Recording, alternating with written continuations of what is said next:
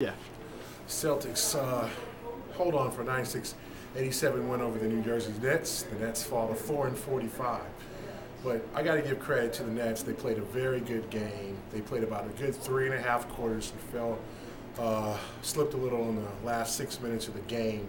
The Celtics kind of sleptwalked through this entire game. They didn't play good defense at all until the last half of the fourth quarter. They didn't shoot well. They didn't distribute the ball. There's a lot of things that they didn't do. I found it interesting that Doc Rivers decided to allow the bench to win this game in the fourth quarter by playing Glenn Davis, Rasheed Wallace, and Eddie House, and left Kendrick Perkins and Kevin Garnett on the bench for the most part. Not a very impressive win, but kind of a workmanlike win, a win that you get against a team that's young and hungry. Don't get fooled by the record. The Nets are not an untalented team. They play hard. Devin Harris is a good guard. Brook Lopez is an up-and-coming center, who'll be in the sophomore game a couple of weeks at the All-Star game. So this is not this is a terrible team, but this is not terrible talent.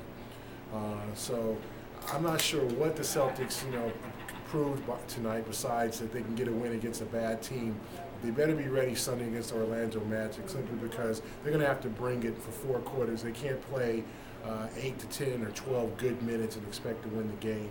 Ray Allen seems to be getting a shot back yet.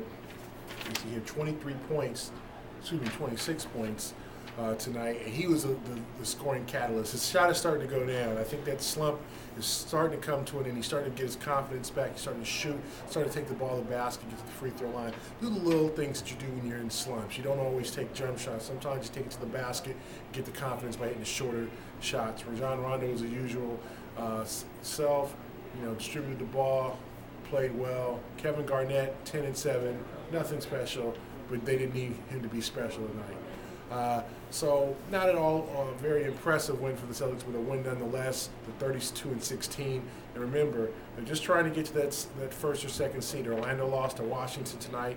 Atlanta won again. So they're going to fight Orlando and Atlanta for that number 2 seed and try to chase Cleveland for the number 1 seed. So it should be an interesting ride down the stretch.